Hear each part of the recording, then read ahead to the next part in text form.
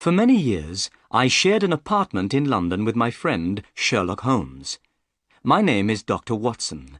I worked as a doctor in the British Army for several years. While I was in the army, I travelled to many strange and interesting places.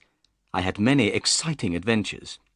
Then one day, in Afghanistan, I was shot in the shoulder. My wound was deep and took many months to heal. I nearly died from pain and fever. At last, I got better, but I could not work in the army any more. I retired from the army and came back to England. That is why I was living in London with Sherlock Holmes. I had known my friend for many years. Our address was 221B, Baker Street, in the centre of the city. I enjoyed sharing an apartment with Holmes. My friend was a very clever man.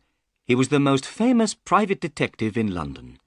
He helped to solve crimes and catch criminals. When people were in trouble or needed help, they came to Holmes. Sometimes the police came to Holmes and asked for help in catching a criminal. Sherlock Holmes did not care if his clients were rich or poor. He enjoyed solving their interesting problems. He was very happy when he was working. It was the most important thing in his life.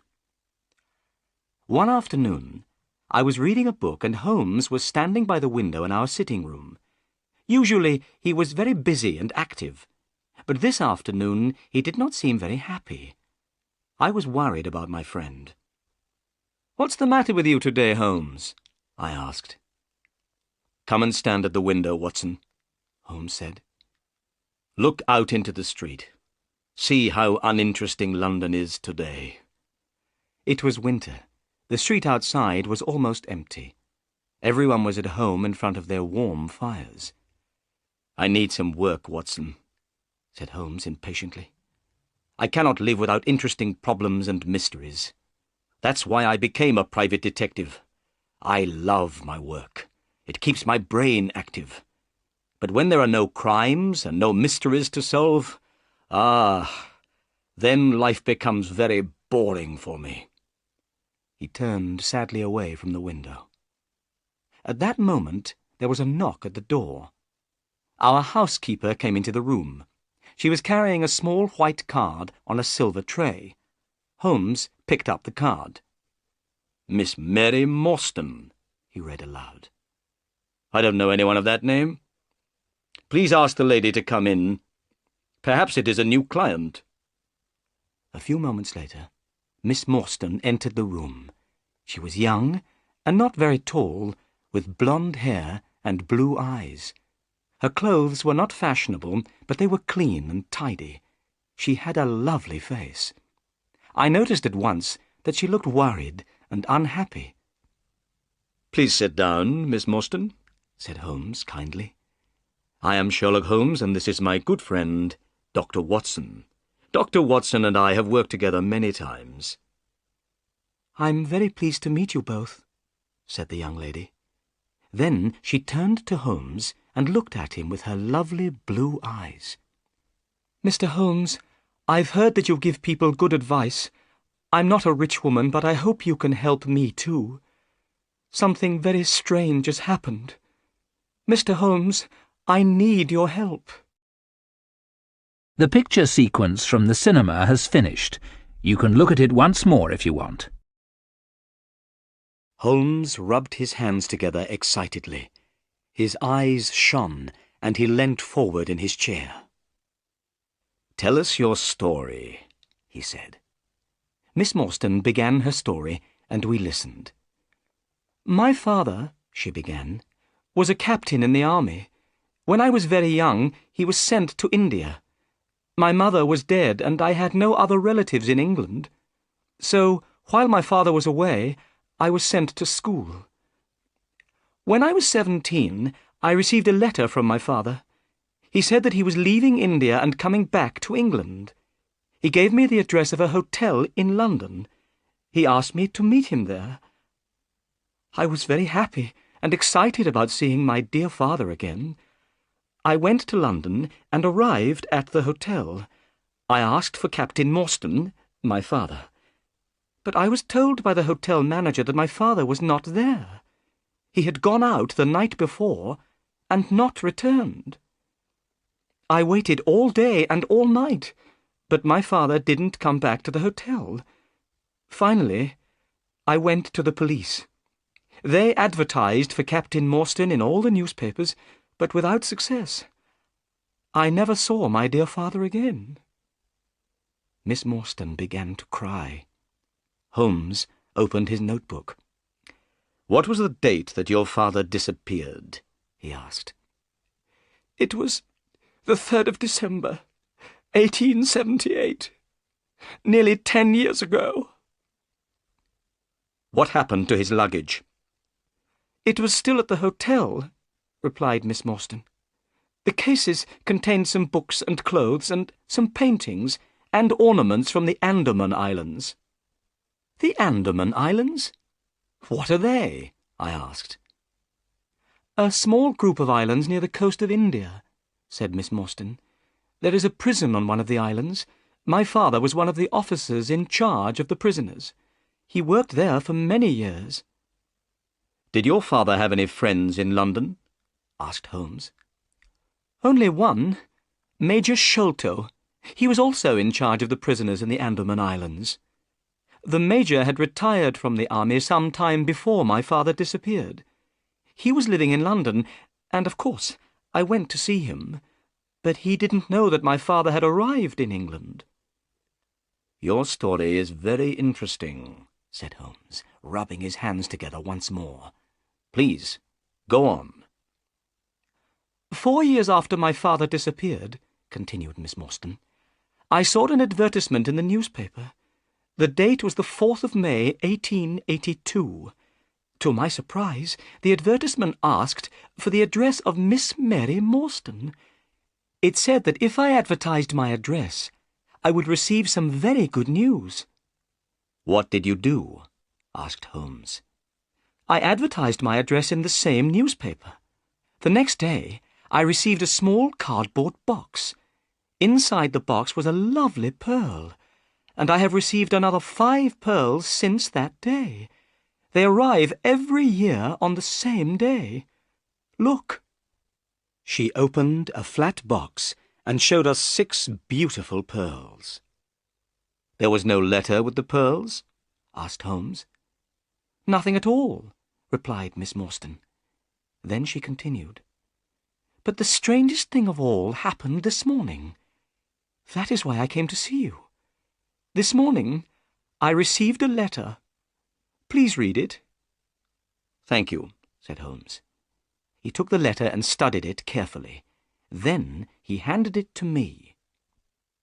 London, the 17th of November, 1887. Dear Miss Morstan, go to the Lyceum Theatre tonight at 7 o'clock. Stand outside the entrance on the left. If you are afraid, bring 2 friends. Do not bring the police. You have been deceived, but you will learn the truth tonight. Your unknown friend. "What can this letter mean?" asked Miss Morstan. "I'm afraid. What should I do, Mr. Holmes? You are a clever man and can give me good advice." Holmes jumped up excitedly. "We shall go tonight to the Lyceum Theatre. The 3 of us. You and I and Dr. Watson. The letter asks you to bring 2 friends with you. You will come with us, won't you, Watson?" "Of course," I said. "I'll be very happy to come." I was speaking the truth. I wanted to help Miss Morstan. "You are both very kind," said Miss Morstan. "Since my father disappeared, I have been alone in the world. I have no friends whom I can ask for help. What time shall we meet this evening?" Holmes looked at his watch. "It's now 3:30, he said. "Come back at 6 o'clock. Don't be afraid, Miss Morstan. This evening we'll come with you to the Lyceum Theatre. We'll meet your unknown friend, and we'll try to solve the mystery." "Thank you," said Miss Morstan. She smiled at us and left the room. "What a lovely woman," I remarked. "I'm going out now," said Holmes. "I'll be back in about an hour." When Holmes had gone, I sat down by the window and tried to read a book, but I could not stop thinking about Miss Morstan. I hoped that we would be able to help her. The picture sequence from the cinema has finished. You can look at it once more if you want. At 5:30, Holmes returned. He was very pleased about something. "I have had great success, Watson," he said, as I gave him a cup of tea. "What, Holmes? Have you solved the mystery already?" I asked in surprise. No, but I have discovered something very interesting. Miss Morstan said that her father had a very good friend in India. His name was Major Sholto. "Yes," I said. "Major Sholto had retired from the army. He was living in London when Captain Morstan disappeared, but he did not know that Morstan was in England." "Well," said Holmes, "I've just been to the offices of the Times newspaper. I looked through the old copies of the newspaper, and I discovered that Major Sholto died on the 28th of April, 1882. "Perhaps I'm very stupid, Holmes, but I don't see why this discovery is interesting." "Listen," Holmes said. "Captain Morstan disappeared. He had one friend in London, Major Sholto, but Major Sholto said that he didn't know that Captain Morstan was in London. 4 years later, on the 28th of April, 1882, Sholto died. A few days later, on the 4th of May, 1882, Captain Morstan's daughter saw the advertisement in a newspaper. Then she received a valuable present. These presents came every year. Why do the presents arrive on that day? They must have something to do with Sholto's death." I was still puzzled. "But Sholto died 6 years ago," I said. "Why did Miss Morstan receive that letter today, 6 years later? The letter speaks of telling her the truth. What can it mean?" "I hope that we'll find the answers to these questions tonight, Watson," said Holmes seriously. "Are you ready? It's 6 o'clock, and here is Miss Morstan." Miss Morstan entered the room. She was wearing a dark cloak and hat. She did not seem afraid, but her beautiful face was very pale. I picked up my hat and my heaviest stick. I noticed that Holmes took his gun from his drawer and put it into his pocket. We got into a cab and were soon on our way to the Lyceum Theatre. In the cab, Miss Morstan took a piece of paper out of her bag. "Mr. Holmes, I forgot to show you this. This note was found in my father's luggage. It is very strange. I don't know what it means. Perhaps it isn't very important, but I wanted you to see it." Holmes unfolded the note carefully and spread it on his knee. He took a magnifying glass out of his pocket and examined the paper. "This paper was made in India," he remarked. "Have a look at it, Watson." I took the note and studied it carefully. The paper was thin and old. There was a drawing on the paper. "It looks like the plan of a large building," I said. "Somebody has made a mark to show a certain place in the building. But what are these names at the bottom? And what is the meaning of the sign of 4? "I don't understand what this note means," said Holmes, "but it might be important. I will keep it." He sat back in the cab. Miss Morstan and I talked quietly together, but Holmes did not say anything. I knew he was thinking hard. It was getting dark, and the people in the streets were hurrying home from work. I was feeling a little afraid. I wondered what kind of person we would meet at the Lyceum Theatre. There were many people outside the theatre. Everyone was meeting friends and going in to see the play. The letter had told us to stand outside on the left. We waited. Suddenly, a small, dark man appeared. "Are you Miss Morstan and her friends?" he asked. "Yes," she said.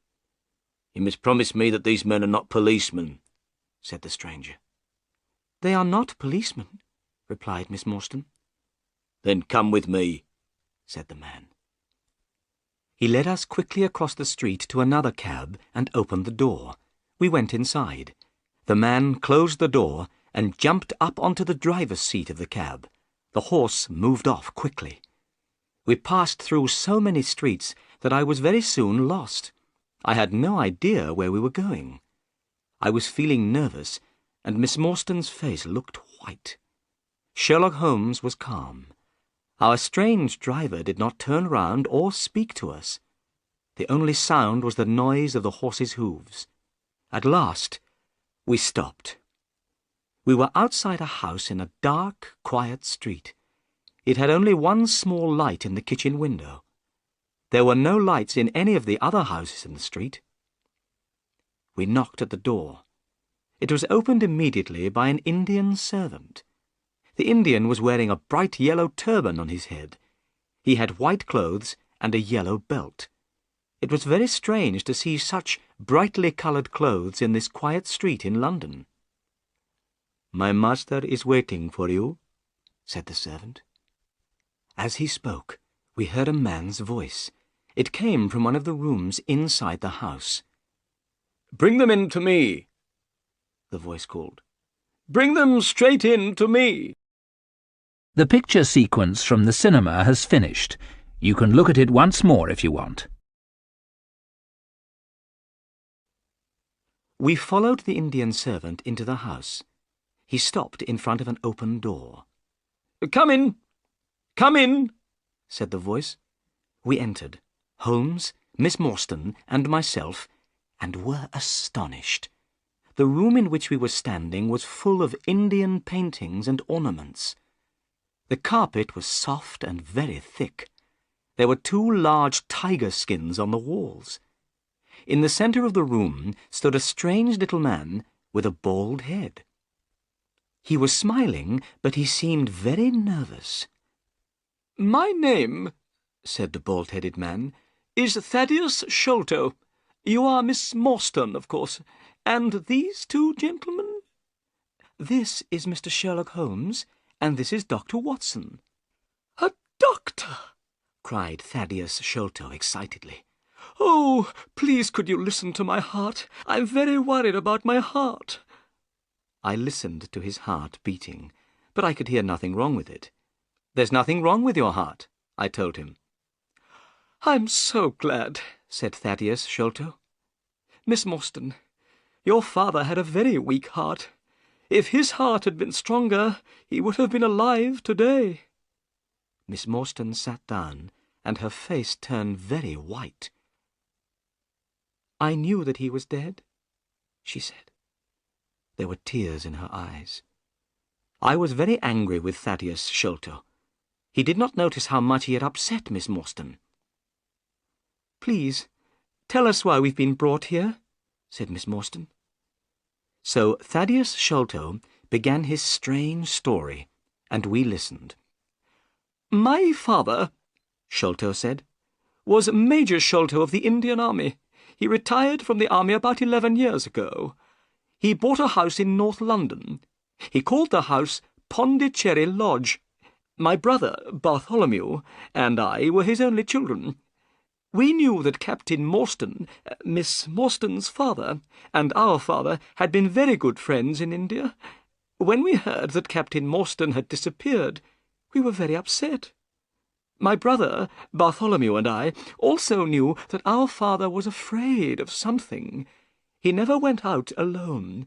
He often spoke about a man with a wooden leg who followed him. He seemed very afraid of this man." "Did he tell you why he was afraid?" asked Holmes. "No, he didn't," Thaddeus Sholto replied. Then he continued with his story. "One day, in 1882, our father received a letter from India. This letter upset him very much. He became ill. Every day he grew weaker. At last he was dying. He asked to see me and my brother Bartholomew. We went to his room. He told us to lock the door and come over to the bed. Then he held our hands and spoke to us. He said that he wanted to tell us the truth about Captain Morstan's death. He was the only person who knew this terrible secret. When father was in India with Captain Morstan, they found a great treasure. It was called the Great Agra Treasure. The jewels in this treasure were worth more than £1,000,000. Father brought the Agra treasure back to England. Morstan followed him and came at once to the house to ask for his share. But the treasure had made Father greedy. He did not want to give any of it to Morstan. He wanted to keep it all for himself. Morstan became very angry. They had a terrible argument. Father knew that Morstan's heart was weak.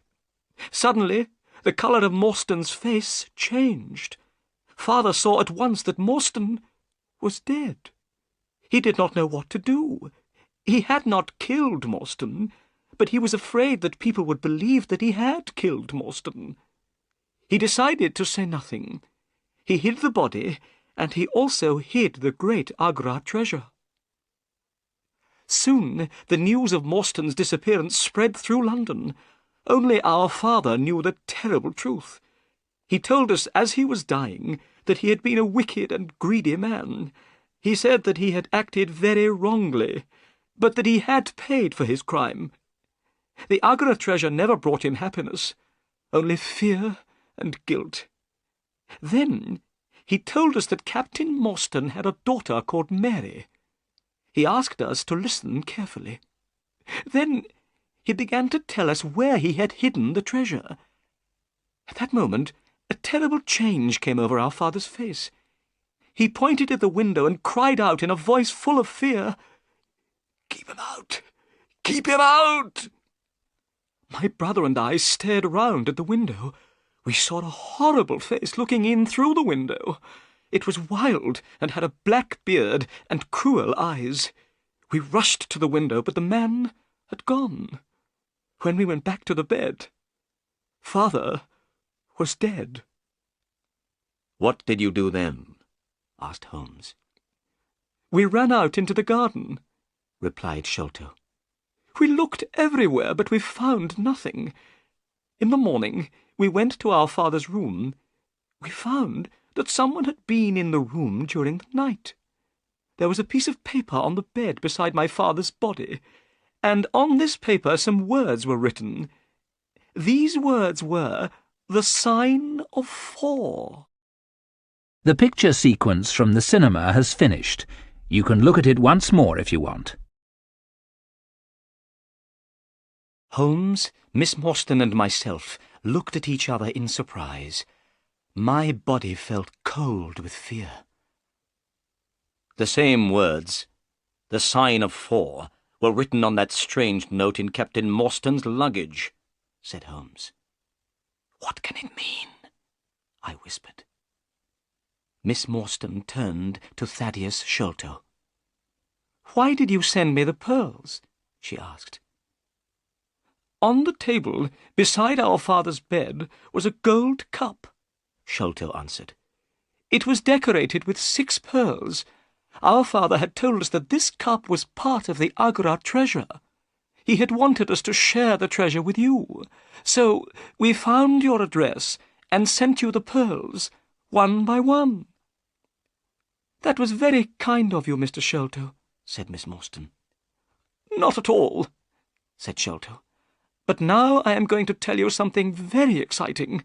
Yesterday, my brother and I found the great Agra treasure." "You found the treasure?" we repeated in astonishment. "Yes. Our father had died before he told us where it was hidden. My brother Bartholomew and I searched for the treasure for 6 years. Yesterday, we found it. That is why we sent you the letter, Miss Morstan. We have found the treasure, but half of it belongs to you." "Where is the treasure now?" asked Holmes. "At my father's house, Pondicherry Lodge," replied Sholto. "My brother Bartholomew lives there now. We must go there immediately so that Miss Morstan can see the treasure and claim her share. Bartholomew is expecting us. Miss Morstan, tonight you will be a rich woman." Miss Morstan was going to be very rich. I should have been very happy, but I did not feel happy at all. I had fallen in love with Miss Morstan, but I did not have very much money. If she became rich, I could not ask her to marry me. Thaddeus Sholto put on his coat. "Come," he said. "I have a cab waiting outside. It will take us to Pondicherry Lodge. We must not be late." It was a long drive to Pondicherry Lodge. The night was cold, and the moon was shining brightly. As we sat in the cab, Thaddeus Sholto continued to talk. Holmes, Miss Morstan, and myself listened. "My brother Bartholomew is a very clever man," he said. "He knew that the treasure was somewhere in the house. He had an idea. He measured the height of the house outside. It was 74 feet high. Then he measured the height of the rooms inside the house. He added the heights of the rooms together. The total was only 70 feet. There was extra space under the roof. My brother made a hole in the ceiling of the room on the top floor. He found a secret room. Inside this little room, the treasure chest was standing. Last night, I helped Bartholomew to lower the chest down into the room below. We opened the chest with a key which we found beside it." Thaddeus Sholto's voice became excited. "Inside the treasure chest were hundreds of beautiful jewels, diamonds, rubies, sapphires, and many others. They shone so brightly that they hurt our eyes. Miss Morstan, the Agra treasure is really wonderful. But here is Pondicherry Lodge. We have arrived. Soon you will see the treasure for yourself." It was now nearly 11 o'clock.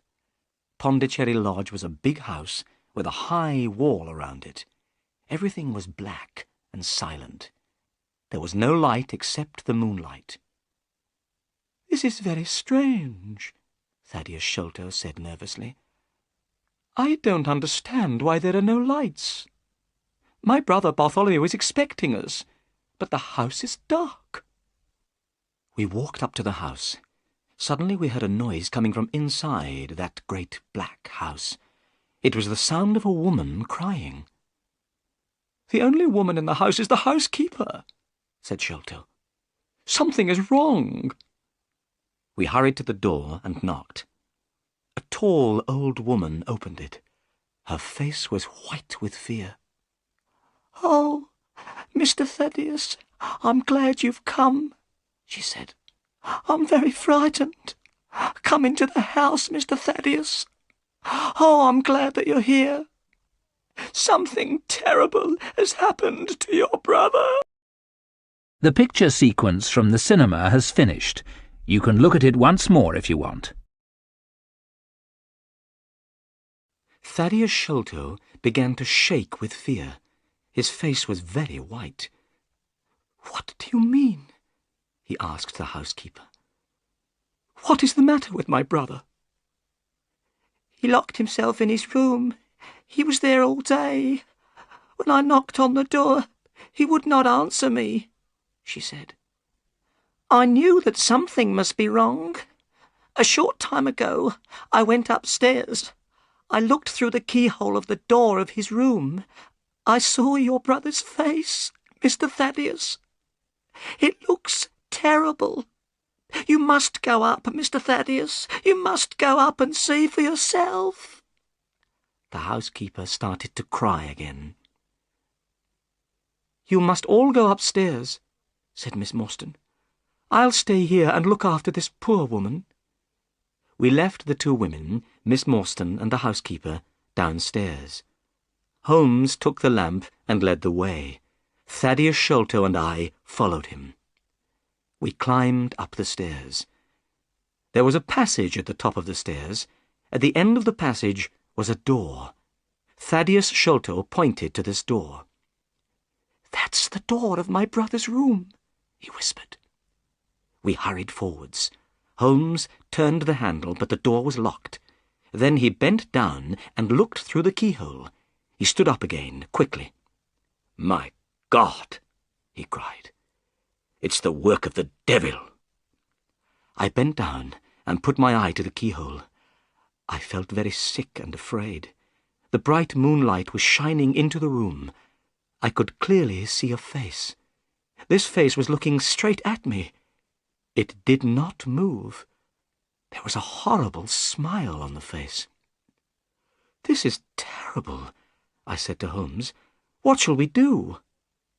"We must break down the door," he replied. We threw ourselves at the door, and it broke with a sudden crack. We were inside Bartholomew Sholto's room.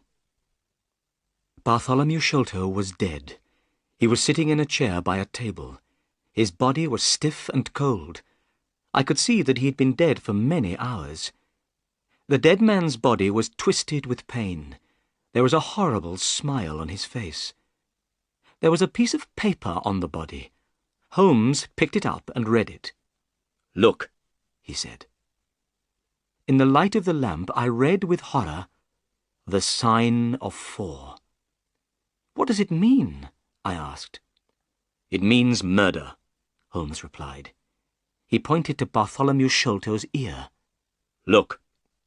I looked. I saw something sticking in the dead man's skin near his ear. "It looks like a thorn," I said. "It is a thorn," said Holmes. "You can take it out, but be careful. It is poisoned." I took the thorn between my finger and thumb. I pulled it away easily from the dead man's skin. I looked at it. It was hard and sharp. I saw that it had poison on it. "So, this is how Bartholomew Sholto died," I said. "What a terrible death! But who killed him, and why?" We had forgotten about Thaddeus Sholto. He was still standing in the doorway. Suddenly he gave a cry. "The treasure has gone," he said. "They've stolen the treasure. Look! Do you see that hole in the ceiling? We lowered the treasure down through that hole last night. After I had helped my brother with the treasure, I left him here in this room. I was the last person to see my brother alive. I heard him lock the door as I came downstairs." "What time was that?" asked Holmes. "It was 10 o'clock, and now my brother Bartholomew is dead, and the great Agra treasure has gone." The picture sequence from the cinema has finished. You can look at it once more if you want. "Go to the police station, Mr. Sholto," said Holmes. "Ask the police to come quickly. Dr. Watson and I will wait here." Thaddeus Sholto turned away. We heard him going downstairs.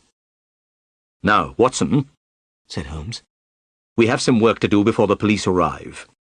We must find out how the murderer got into the room. The door was locked, but what about the window?"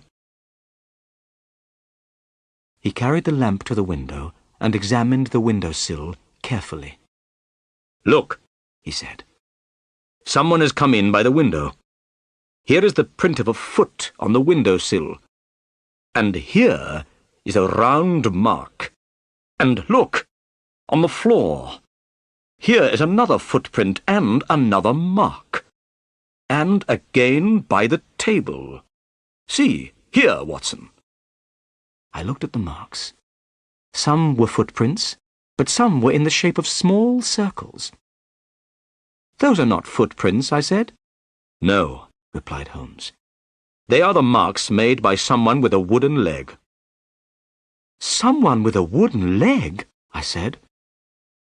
"Holmes, Thaddeus Sholto told us that his father was afraid of a man with a wooden leg."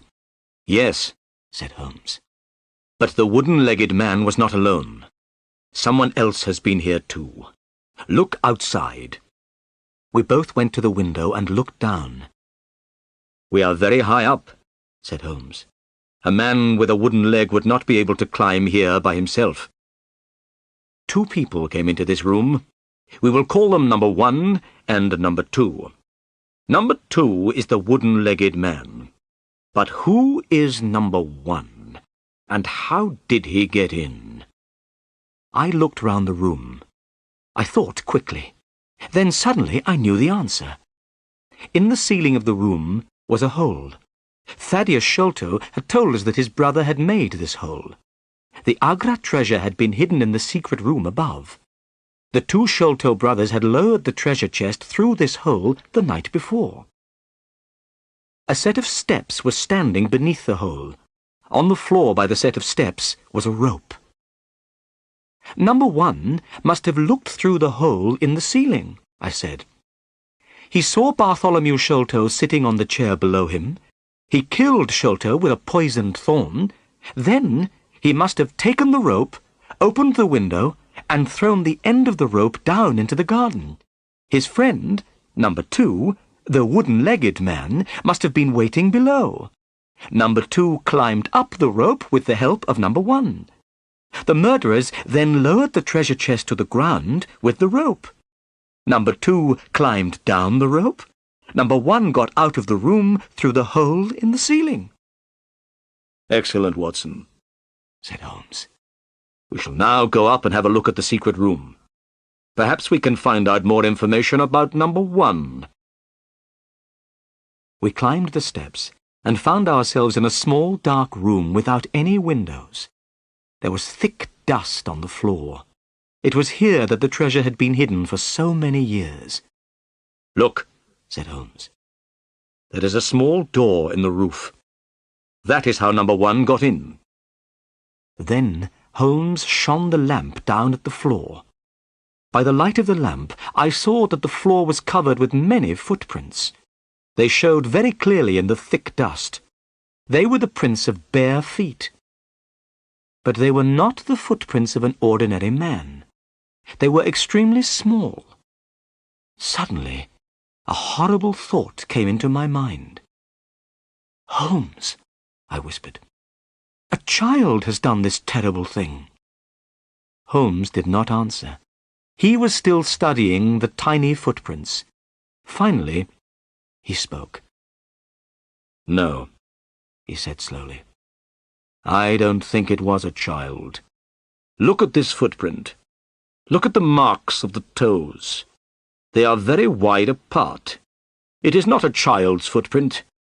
It is a man's. They are the prints of a tiny man." "Do you mean a dwarf?" I asked in surprise. "I will show you," replied Holmes. "Let's go into the room again. Let's examine once more the poisoned thorn which killed Bartholomew Sholto." In the room below, I picked up the thorn. I held it carefully between my fingers. I felt afraid. It was long and sharp. "Now then," said Holmes, "what do you think about this thorn? Is it an English thorn?" "No," I said. "It certainly is not." "You see," said Holmes, "already we begin to know many things about murderer number 1. He is a very small man, in other words, a pygmy, from some foreign land. He is very strong and can climb great heights easily. He is also extremely dangerous. He kills people by shooting them with poisoned thorns." The picture sequence from the cinema has finished. You can look at it once more if you want. I looked at Holmes in astonishment. "How strange," I said. "Why are a pygmy and a wooden-legged man working together? Who are these people, Holmes, and why did they kill Bartholomew Sholto?" "They wanted the treasure, of course," answered Holmes. "Last night, Bartholomew Sholto was sitting in this room with the treasure. The pygmy came in through the roof and saw him. The only way to get the treasure was to kill Sholto." "And what about the paper with the sign of 4? I asked. "It must mean revenge," Holmes answered. "Remember that a paper from the sign of 4 was also found on the dead body of Major Sholto. I don't know why someone wants revenge on the Sholto family, but we know that someone wanted revenge. They also wanted the treasure, and they were prepared to kill the Sholtos, father and son, to get the treasure." Holmes took out his magnifying glass and started to examine the room again. There were some bottles and tubes in one corner of the room. Bartholomew Sholto must have been interested in chemistry. A glass tube had broken, and a dark liquid had spilled onto the floor. Holmes, gave a loud cry of joy. "Come here, Watson," he said. "What can you smell?" I walked over. Suddenly, I smelled something very strong and unpleasant. The smell was coming from the dark liquid on the floor. "It smells like tar," I said. "It is similar to tar," Holmes answered. "It is creosote." He was smiling and rubbing his hands together. "Why are you so pleased?" I asked. Holmes pointed to the floor. I saw a clearly marked small footprint. I realized that the pygmy had stepped in the creosote. "I know a dog which loves the smell of creosote. It will follow this smell for miles and miles," said Holmes. "We'll catch these murderers now." Just then, we heard footsteps and loud voices outside the room. "It's the police," said Holmes. As he spoke, a fat man in a grey suit entered the room. His face was red and his eyes were small and bright. He was followed by a policeman in uniform and by Thaddeus Sholto. I'd never seen the fat man before, but Holmes seemed to know him well. "Good evening, Inspector Jones," said Holmes politely. "Don't you remember me?" The fat man stopped and stared. He was not very pleased to see Holmes. "Why, yes, of course," he said. "You are Mr. Sherlock Holmes, the private detective. Yes, I remember you well. This is an interesting crime, Mr. Holmes. A man has been murdered, and jewels worth £1 million are missing. What do you think happened?" "Well," began Holmes. But Inspector Jones did not want to listen to my friend. He thought his own ideas were better. "Listen, Mr. Holmes. I will tell you what I think," he said importantly. "This man, Thaddeus Sholto, tells me that he was with his brother last night. They discovered the treasure together. He was the last person to see his brother alive. Now, I think that Thaddeus Sholto killed his brother. Then he ran off with the jewels." "Oh, no, it isn't true," cried Thaddeus Sholto. "What about the poisoned thorn in the dead man's skin?" asked Holmes. "And the paper with the sign of 4? "The thorn belongs to Thaddeus Sholto," replied Jones quickly. "I don't think the paper is very important. Perhaps it's a trick. But wait a moment. What's that up there? I see a hole in the ceiling. I must have a look." Inspector Jones went quickly up the steps. We heard him moving about noisily in the room above. Then he came down again. He was hot and dusty. "I know everything now," he cried. "I have found a door which leads out onto the roof. That was how Thaddeus Sholto escaped." "But the footprints," began Holmes. Inspector Jones was not listening. He had not noticed the tiny footprints. He turned to Thaddeus Sholto. The poor man was shaking with fear. "Mr. Sholto," said Jones, "I arrest you for the murder of your brother." "I didn't do it," Thaddeus cried. "Please, Mr. Holmes, believe me." "Don't worry, Mr. Sholto," said Holmes. "I know that you didn't kill your brother. I will find the murderer." Inspector Jones turned to Holmes angrily. "Listen, Mr. Holmes," he said. "This is a matter for the police. It has nothing to do with you. Good night, gentlemen." Inspector Jones and the policeman took Thaddeus Sholto away. A few minutes later, the house was quiet again.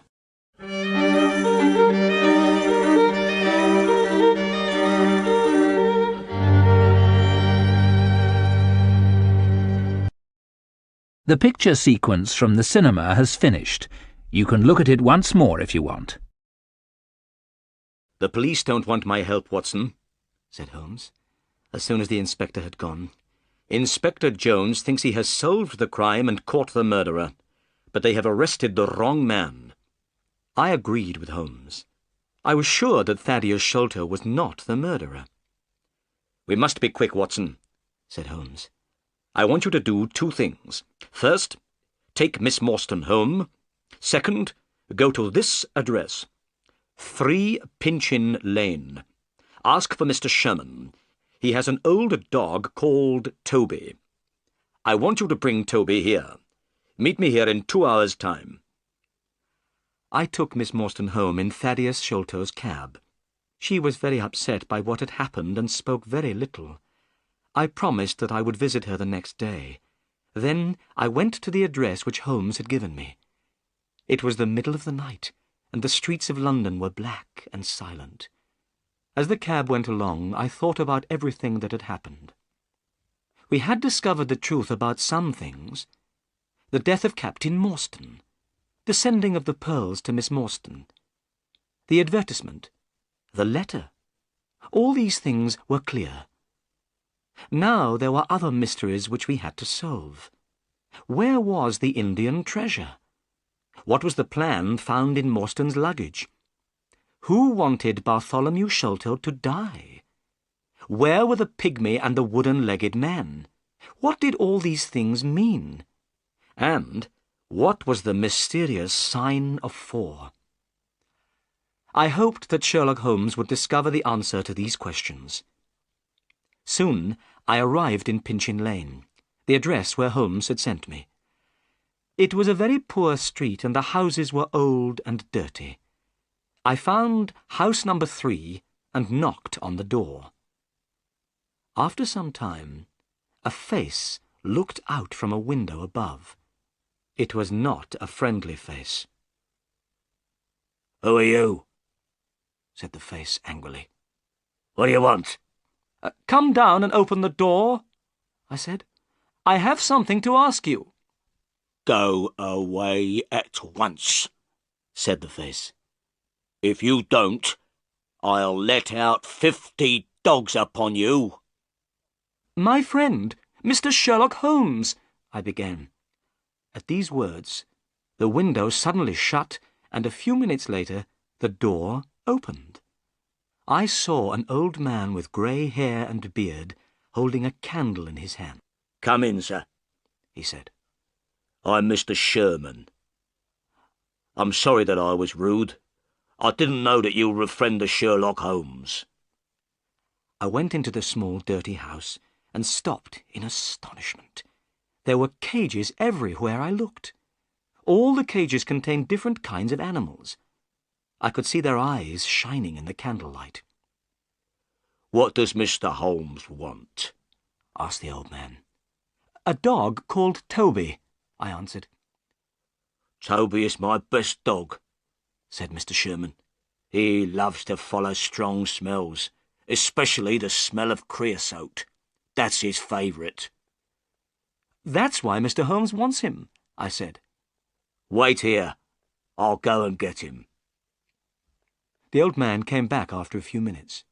He was pulling a dog on a lead. The dog looked very strange. It had very long ears and very short legs, and its eyes were large and sad. "This is Toby," said Mr. Sherman. "He'll go with you. He's a friendly dog." The dog licked my hand and wagged its tail. I put some money into Mr. Sherman's hand, and the old man gave me Toby's lead. When I got back to Pondicherry Lodge, I found Sherlock Holmes standing outside the door. He was smoking his pipe. "Excellent, Watson," he cried when he saw me. "You've done well. Good dog, Toby. Come here. Good dog." Holmes took a handkerchief out of his pocket and gave it to Toby to smell. The handkerchief was covered with creosote. The dog went mad with excitement. His sad eyes shone with happiness, and his tail wagged. "See how he loves the smell," said Holmes.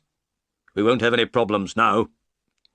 Holmes pointed at a drain pipe, which went down from the roof of the house. "While you were away, Watson," he said, "I went up onto the roof and discovered how the pygmy climbed up and climbed down again. He used that drain pipe." The drain pipe ran all the way down from the roof to the garden below. There was a large barrel full of water under the end of the drain-pipe. "He climbed down that drain-pipe and on to the barrel beneath," said Holmes.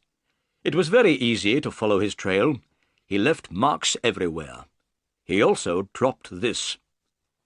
Holmes put his hand in his pocket and took out a small bag made of dried grass. I looked inside. To my horror, I saw 5 or 6 long, dark thorns. They were the same as the one which killed Bartholomew Sholto. "The murderer has lost these," said Holmes. "Let's hope that he doesn't have any more. Don't touch them, Watson. They are poisoned. But come, where's Toby? We must begin." Holmes took Toby's lead and pulled the dog to the bottom of the water barrel. Toby smelled all round carefully. Suddenly, he began to bark excitedly. He had found his favourite smell, the smell of creosote. Then he started to pull at his lead. "He's on the trail," cried Holmes. "Let's go!" The picture sequence from the cinema has finished. You can look at it once more if you want. Toby pulled at his lead and ran quickly through the grass. He ran so quickly that it was difficult to follow him. The sky was beginning to get light now. Toby ran along the paths in the garden under the trees and bushes. Then he reached the garden wall and ran along beside it. Finally, he stopped at a place in the wall where the bricks were loose. "This is the place where they got into the garden," said Holmes. "It is easy to climb up and down here. Look, do you see this mark? It is the print of a man's hand." He pointed at a flat stone. I saw a dirty handprint on the stone. Holmes picked up the dog and climbed over the wall. I followed. Toby soon found the trail again. Toby did not look to the right or the left. He ran straight ahead with his nose to the ground. He loved the smell of creosote. Nothing could stop him from following it. As we hurried along, I thought about the wooden-legged man and the pygmy. I wondered what would happen when we found them. I knew that they were dangerous. I wished that I had brought my gun with me. Toby was still following the trail. Now we were passing through small, narrow streets. The people were just beginning to wake up. The men were going on their way to work. The women were opening their windows and cleaning their houses. Suddenly, Toby ran down a path. This path led straight down towards the River Thames. Soon the river appeared in front of us. Toby ran faster and faster. The path went down to the water's edge. It ended at a small wooden jetty. Toby stopped. He ran backwards and forwards trying to find the smell. He looked up at us sadly with his large eyes. He did not know what to do. "They've got into a boat here," said Holmes. There was a small house beside the jetty. A notice was hanging from one of the windows. On it was written in large letters, "Mordecai Smith, Boats and Steam Launch for Hire." There was no one on the jetty. Several small boats were near the jetty on the bank of the river. Holmes looked at these boats. "I wonder where the steam launch is," he said. "I think we must ask a few questions." He knocked loudly at the door of the house. A large woman with a red face opened it. A child was crying somewhere inside the house. I saw that the woman was very upset about something. She had been crying. "Good morning," said Holmes politely. "Are you Mordecai Smith's wife?" "Yes," replied the woman. "What do you want?" "Could I speak to your husband, please?" asked Holmes. "No, you can't. He isn't here. I haven't seen him since yesterday morning." "Oh," said Holmes. "I wanted to hire a boat." "Well, perhaps I can help you," said Mrs. Smith. "Which boat do you want?" "I wanted to hire the steam launch. I have heard it is a very good boat. Let me see, what's the name? The Aurora, sir," said Mrs. Smith. Oh, yes, that's right. I remember now. But where is the Aurora?" said Holmes, looking around. "I don't see a steam launch anywhere." "Oh, sir, my husband has gone in the Aurora," Mrs. Smith replied, and burst into tears. "I'm very worried about him. I don't trust that wooden-legged man." "What wooden-legged man, Mrs. Smith?" asked Holmes in a surprised voice. "I don't know who he is, sir, but my husband went with the wooden-legged man in the Aurora yesterday morning and hasn't come back." The picture sequence from the cinema has finished. You can look at it once more if you want. "I'm very sorry to hear that, Mrs. Smith," said Holmes. "Tell me, was this wooden-legged man alone?" "I don't know, sir. I didn't see anyone else, but it was very dark. It was 3 o'clock in the morning. I could not be sure." "What does the Aurora look like?" asked Holmes. "The Aurora is black, sir, with 2 red stripes down each side. It has a black funnel with a white stripe. The Aurora is the fastest boat on the river," answered Mrs. Smith. Holmes looked worried. "That's very interesting," he said. "Try not to worry about your husband, Mrs. Smith. I am going up the river myself. If I see Mr. Smith, I will tell him that I have seen you. Goodbye." "Goodbye, and thank you," said Mordecai Smith's wife. She had stopped crying. She went inside her house and closed the door. "Watson, we must find Mordecai Smith and the Aurora as soon as possible," said Holmes. "Mordecai Smith and the wooden-legged man are working together. Smith has taken the 2 murderers in his steam launch. They are all hiding somewhere on the river." "It will be easy to find them," I said. "You must tell the police at once." Holmes shook his head. "No, I don't want these criminals to know that anyone is looking for them. They will try to escape again. I have a better idea," Holmes went on. "I have many agents everywhere up and down the river. These agents are clever. I pay them to bring me information. They always know what is happening on the river. I will ask my agents to look for Mordecai Smith and the Aurora. But you look tired, Watson. Let's go home and have breakfast." It was now nearly 8 o'clock in the morning. I did feel very tired. I was glad to go home to Baker Street. When I had a bath and changed my clothes, I came downstairs to breakfast. Holmes was drinking coffee and reading a newspaper. "Look, Watson," he said. "Here is a report about the murder of Bartholomew Sholto at Pondicherry Lodge, and about the arrest of Thaddeus Sholto by Inspector Jones last night." I took the paper and read the report. I felt sorry for Thaddeus Sholto. Inspector Jones had made a stupid mistake by arresting him. I knew that Sholto was not guilty of the murder of his brother. I hoped that we would be able to help Thaddeus.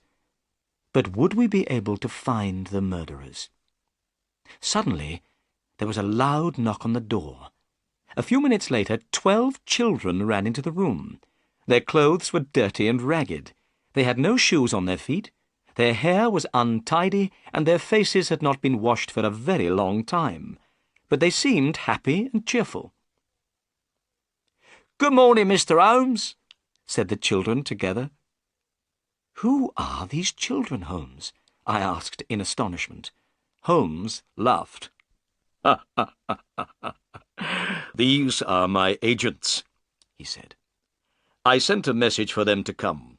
Look at them.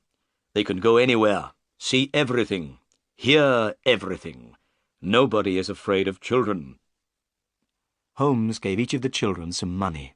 Then he told them what he wanted them to do. "You must find a steam launch called the Aurora," he said. "It is on the river somewhere, and belongs to Mordecai Smith.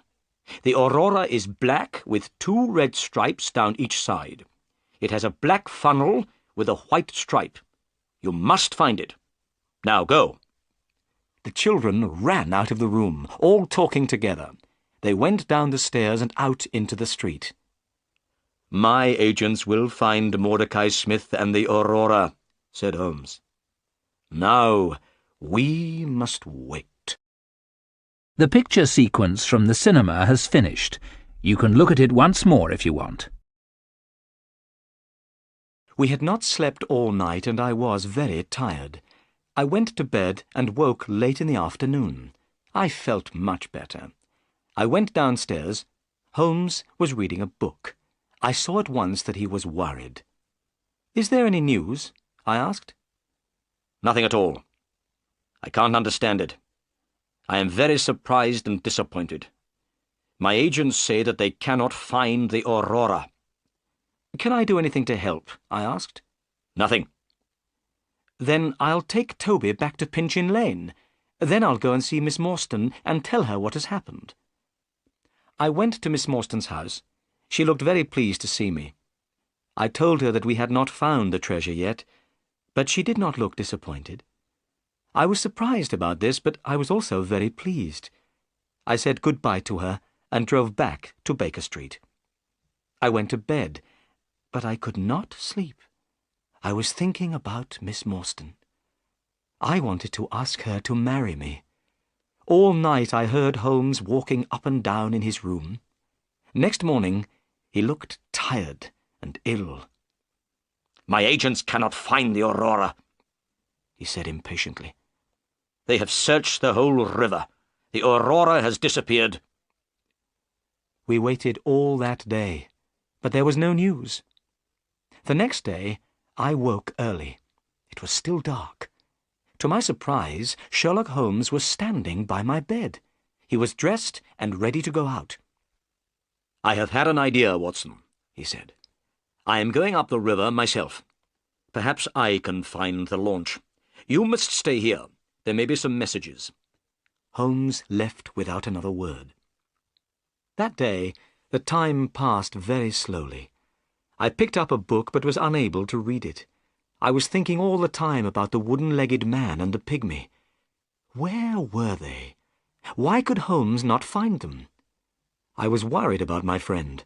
I knew that he was a clever detective, but perhaps this time he would not be able to catch the murderers. At 3 o'clock in the afternoon, I had a visitor. It was Inspector Jones, the police officer. I was astonished. Inspector Jones had changed completely. 2 days ago, he had been very rude to Holmes. He had not wanted his help. Now, he was very quiet and polite.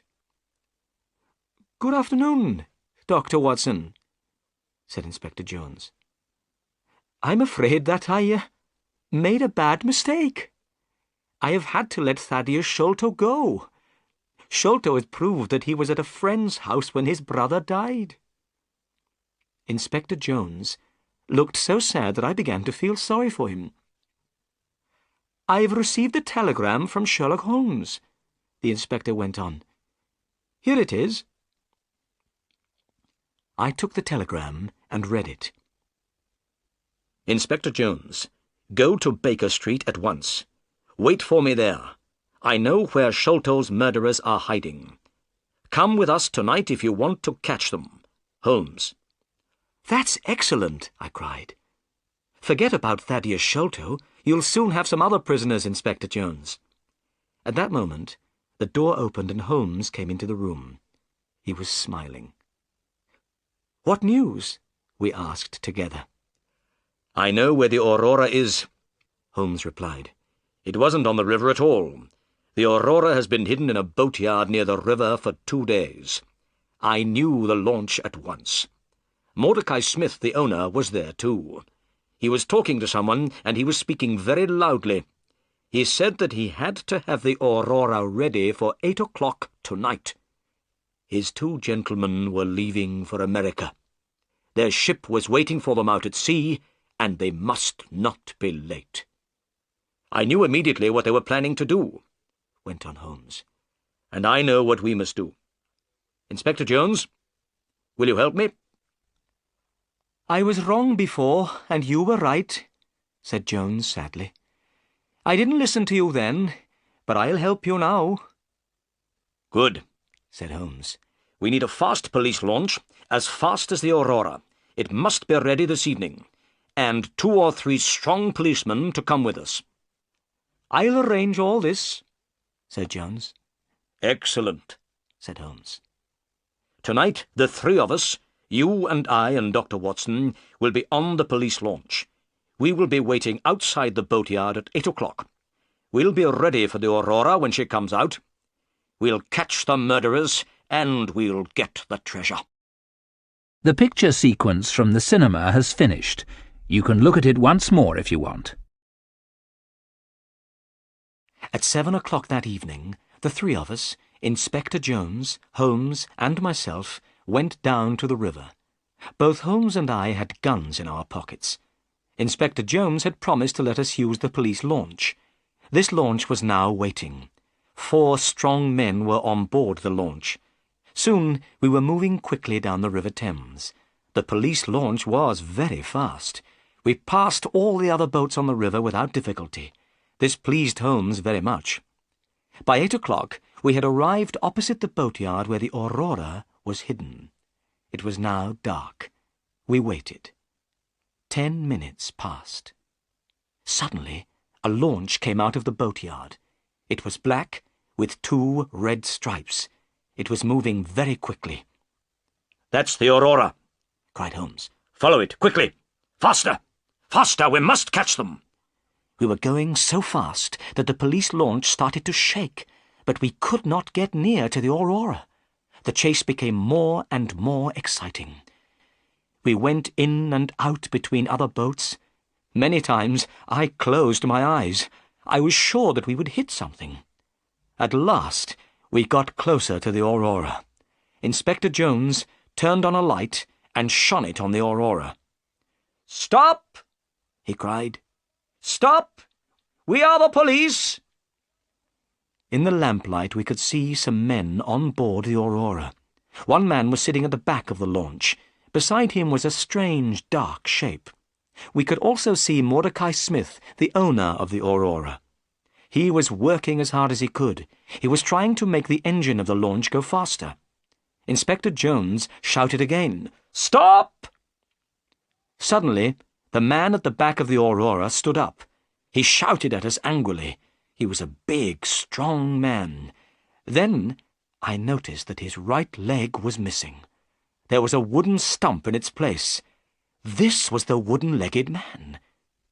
At the sound of the man's voice, the strange dark shape beside him moved. It was a small, dark man, the smallest man I have ever seen.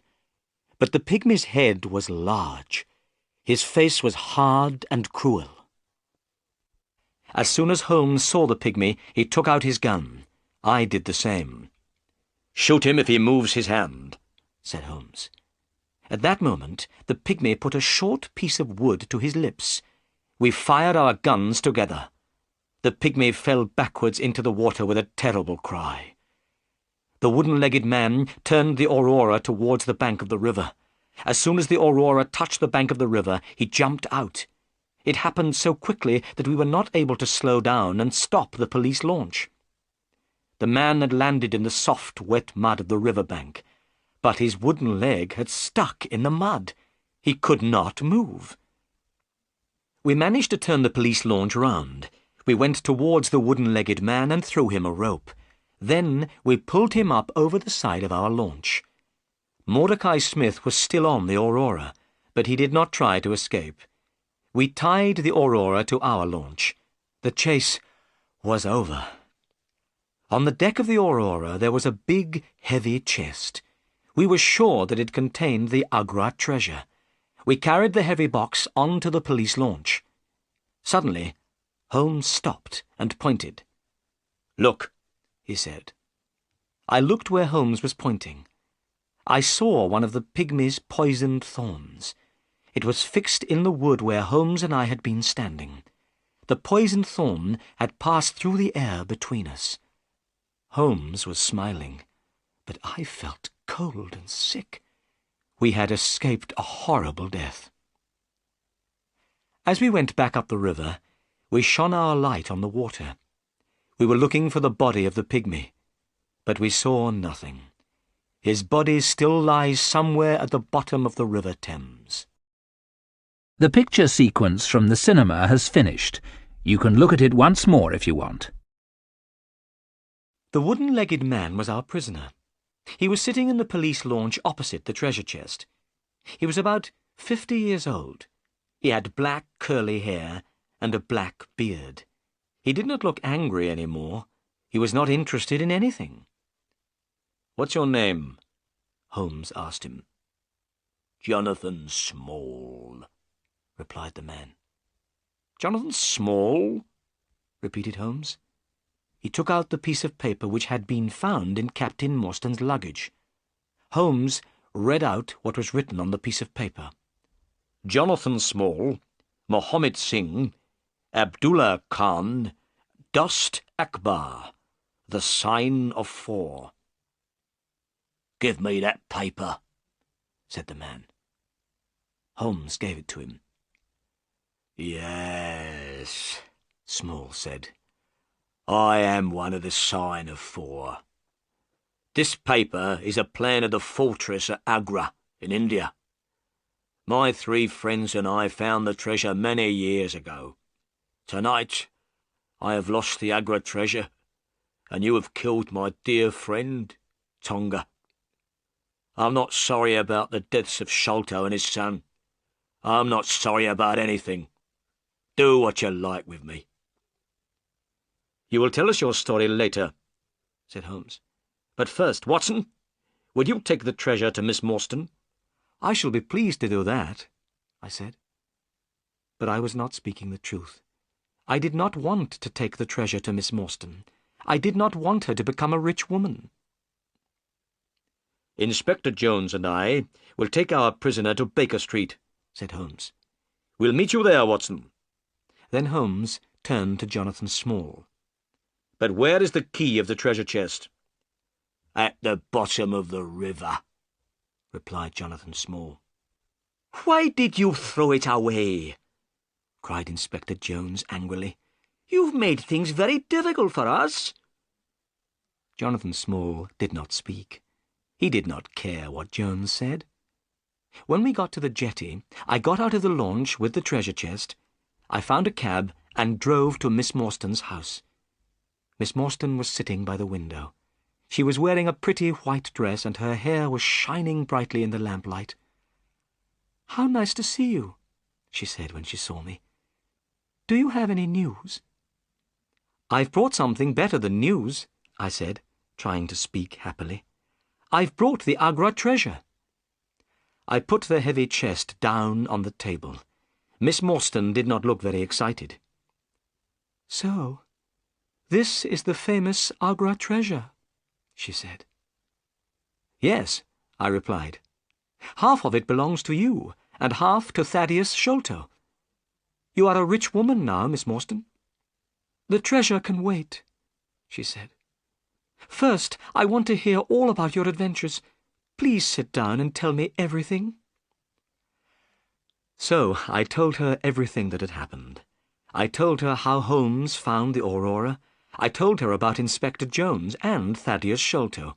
I told her about the chase on the river, the death of the pygmy, and how we had caught Jonathan Small.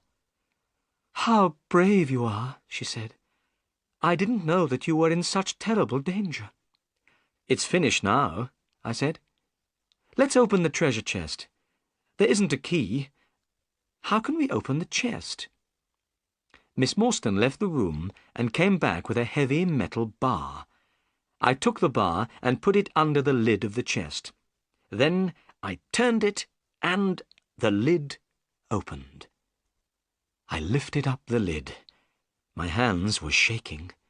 We both looked inside. Then we looked at each other in astonishment. The chest was empty. The chest was made of very thick iron. This was why it was so heavy. "The treasure is lost," said Miss Morstan quietly. "Thank God," I said. "Why do you say thank God?" asked Miss Morstan.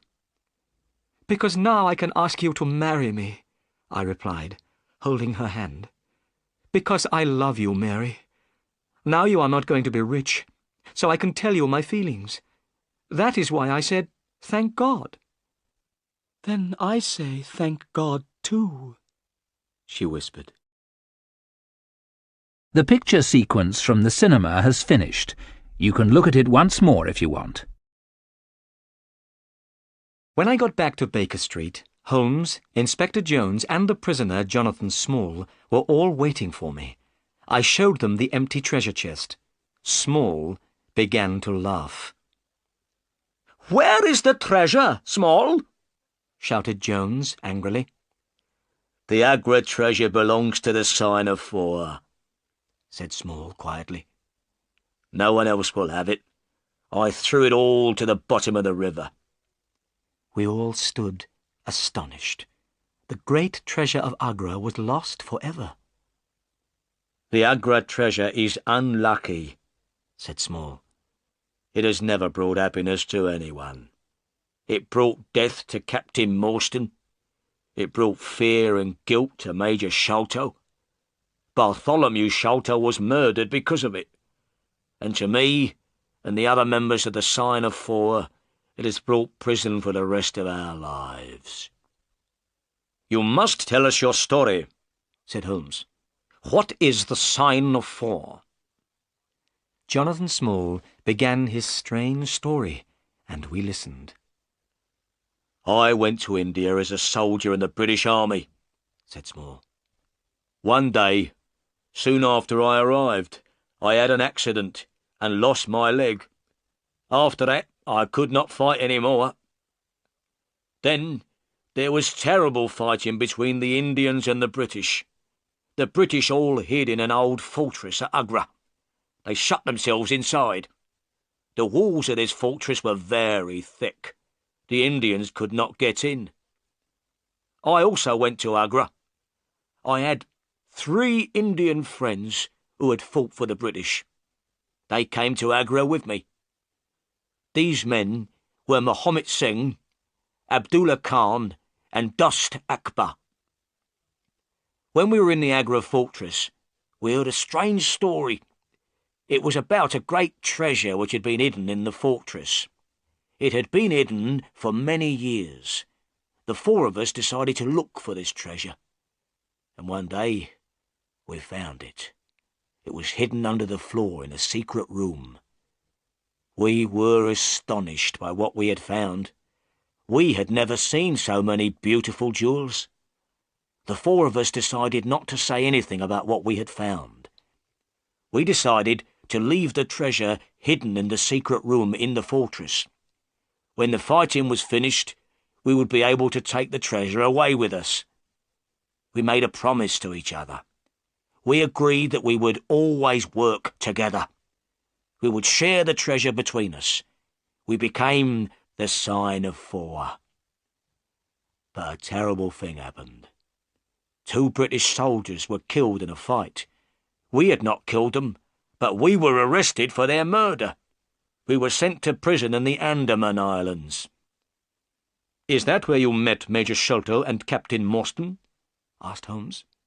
"Yes," said Small. "Sholto and Morstan were the officers in charge of the prisoners there. We were in a terrible situation. We knew where the Agra treasure was, but we were not able to go and get it. We were prisoners. Also, we were afraid that someone else might find the treasure. We did not know what to do. At last, we told Sholto and Morstan about the great treasure. We asked them to help the 4 of us to escape. When we were free, we would get the treasure and share it with them. But Sholto said that he did not believe us. He said he did not know if we were speaking the truth. Sholto did not know if the treasure would be there. He said he would go to India. If he found the treasure, he would come back. He would help us escape from prison. Sholto asked the 4 of us to give him a plan of the fortress at Agra. We did not want to give Sholto the plan. I didn't trust him. But in the end, we had to agree. We gave one plan to Sholto and another to Morstan. Sholto went to India. but he never came back. He found the treasure and took it to England. He stole it from the Sign of Four, and also from his friend Morstan. And from that day, I decided to have revenge on Sholto. Small was silent for a few moments. He was thinking about what Sholto had done. Then he went on with his story. I made friends with one of the people of the Andaman Islands, he said. The people there are pygmies. They are very small, but they are very brave. One day, I found one of these pygmies lying under a tree. He was very ill. I looked after him. He slowly got better. He became my friend. His name was Tonga. Tonga helped me to escape from the islands. He had a small boat. One dark night, we put lots of food into the boat, and we sailed together from the Andaman Islands. Holmes had been listening carefully while Small told his story. Now he spoke. I understand, he said. Major Sholto received a letter. What was written in the letter frightened him to death. It must have been the news of your escape which killed him. Small went on with his story. At last Tonga and I reached London, but I was too late to have revenge on Sholto. Sholto was dying. He saw my face at the window. That night, I got into his room and left a message. It was from the Sign of Four. Tonga and I waited 6 years. We watched Pondicherry Lodge and Bartholomew Sholto carefully. When Bartholomew Sholto found the treasure, we knew about it immediately. With Tonga's help, I got into his room. Tonga killed Bartholomew Sholto with a poisoned thorn. We took the treasure, left the paper, and went. I had paid Mordecai Smith to take us to a ship. We were planning to go to America, but now everything has changed. Tonga is dead, and I am your prisoner, and the Agra treasure is lost forever. We were all silent. We were thinking of the great treasure which was lost in the mud at the bottom of the River Thames. Perhaps it was better there. Dr. Watson, said Holmes, when Inspector Jones had taken Small away. That is the end of our adventure. Yes, I said, but I have some very good news. Miss Morstan and I are going to get married. Excellent, said Holmes. The Agra treasure has at last brought happiness to someone.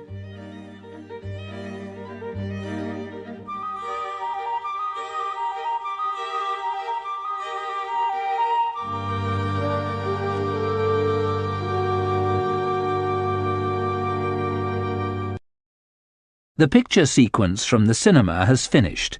You can look at it once more if you want.